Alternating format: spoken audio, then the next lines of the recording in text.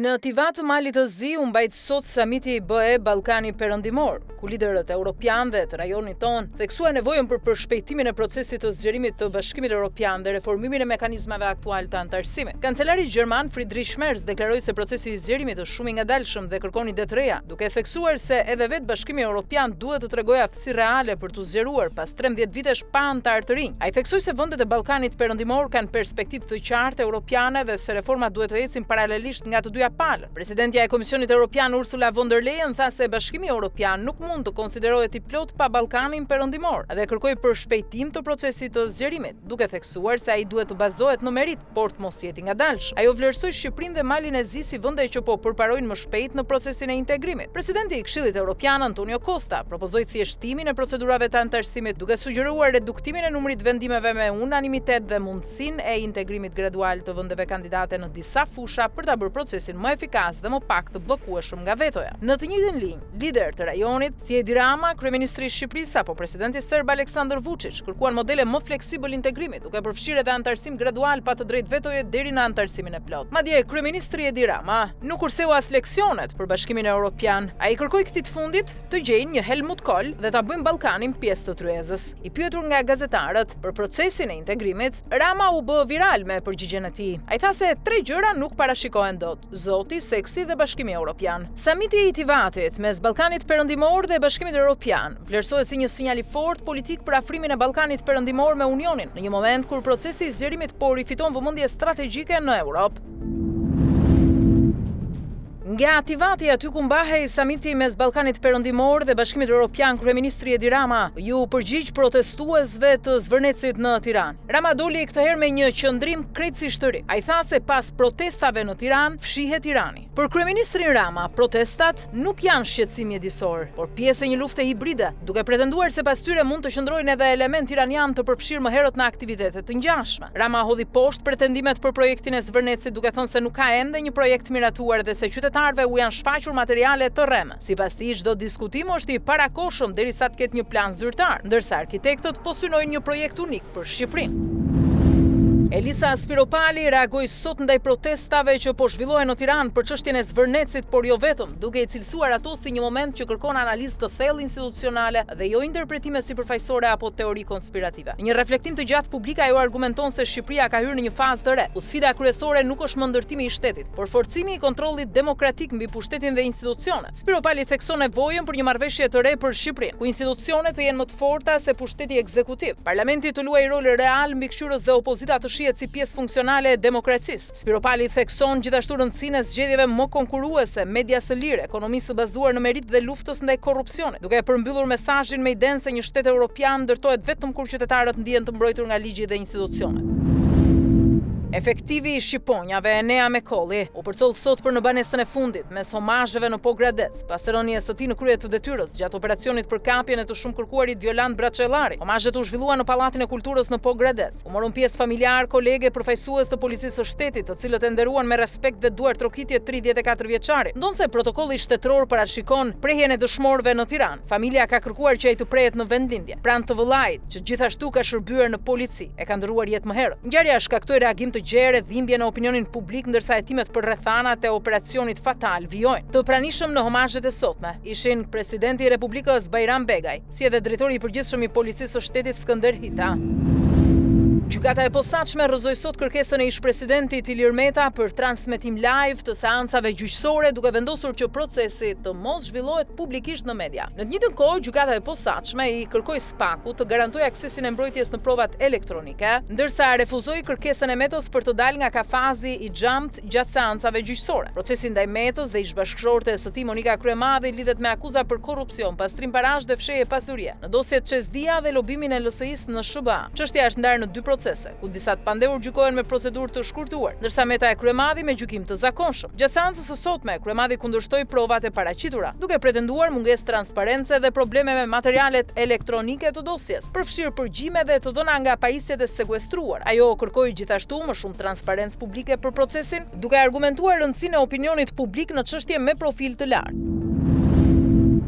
6 shtetas shqiptar të shpallur në kërkim ndërkombëtar për vepra të ndryshme kriminale janë arrestuar në Dubai dhe pritet të ekstradohen sot drejt Shqipërisë. Sipas njoftimit të policisë së shtetit, operacioni është realizuar në bashkëpunim me autoritetet e Emirateve të Bashkuara Arabe në kuadër të luftës kundër grupeve të strukturuara kriminale. Personat e arrestuar, të identifikuar si pjesëtar të grupeve kriminale, akuzohen për trafik narkotikësh, pastrim parash dhe mashtrim kompjuterik. Ata janë kapur në Dubai dhe pritet të sillen në Shqipëri për të përballur me drejtësi. Ky zhvillim konsiderohet një tjetër goditje ndaj rrjeteve kriminale ndërkombëtare, duke thelluar bashkëpunimin mes Shqipërisë dhe partnerëve ndërkombëtar në operacionet e ekstradimit. Por kush janë 6 personat që do të ekstradohen? Bëhet fjalë për Kristo Qiricin, Shkëlzen Krajën, Alex Pepajn dhe David Patrut, që akuzohen për përfshirje në veprimtari kriminale në fushën e narkotikëve dhe ose pastrim të produkteve të veprave penale, të kryera në kuadër të një grupi të strukturuar kriminal. Ndërkohë Ilir Lazri, alias Ilir Sula, akuzohet për pastrim të produkteve të veprimtarive kriminale në kuadër të grupit të strukturuar kriminal, ndërsa Merxhan Çeliku përballet me akuza për mashtrim kompjuterik, gjithashtu të kryer në kuadër të një organizate kriminale. Sipas të dhënave të fundit të Eurostat për vitin 2024, Shqipëria rezulton vendi me nivelin më të lartë të privimit të rënd material dhe social në Europë, me rreth 34.8% të popullsisë që nuk përballon të paktën 7 nga 13 nevojat bazë të jetesës. Ky tregues përfshin elementë si pagesa e faturave dhe qiras, ushqyerja e rregullt, pushimet vjetore, aksesin në transport, internet, si edhe mundësinë për shpenzime minimale personale apo aktivitete sociale, në krahasim me Bashkimin Evropian, ku mesatarja është rreth 6.3%. Shqipëria qëndron disa herë më lart dhe ndjeshëm mbi vendet e rajonit si Serbia, Maqedonia e Veriut dhe Malizi. Megjithatë, të dhënat tregojnë një përmirësim në kohë, pasi në vitin 2018 niveli ishte rreth 46%. Në Bashkimin Evropian, situata ka ardhur gjithashtu në përmirësim, me ulje të numrit personave në vështirësi materiale, ndërsa vendet me tregues më të ulët janë Hollanda, Polonia dhe Austria. Në thelb, ky indikator mat jo vetëm varfërinë ekonomike, por edhe cilësinë reale të jetesës dhe aksesin në standardet bazë të një jete të pranueshme në shoqëri moderne. Presidenti i Ukrainës Volodymyr Zelensky ka dërguar një letër të hapur presidentit rus Vladimir Putin, ku propozon një takim të drejtë për drejtë mes tyre me synim ndalimin e luftës Rusi-Ukrainë. Në letrën e publikuar, Zelensky kërkon një armëpushim të plot gjatë negociatave, monitorim ndërkombëtar nga Shtetet e Bashkuara të Amerikës dhe shkëmbimin e të gjithë të burgosurve të luftës. Ai propozon që takimi të zhvillohet në një vend neutral si Zvicra, Turqia ose një vend arab, duke përjashtuar Moskën dhe Kievin. Zelensky argumenton se situata globale, përqendruar në lindjen e mesme, e bën të nevojshme një iniciativë të re diplomatike për luftën në Europë, ndërsa akuzon Rusin për zgjedhjen e vazhdueshme të konfliktit dhe pasojat e tij mbi shoqërinë ruse. Ai gjithashtu pretendon se Rusia po përballet me humbje të mëdha në front dhe rritje të pakënaqësisë sociale, ndërsa thekson se Ukraina është e gatshme për negociata dhe përfundimin e luftës. Nga ana tjetër, presidenti rus Vladimir Putin thotë se presidenti amerikan Donald Trump kërkon kompromise për paqen në Ukrainë, por Kievi nuk është ende gati.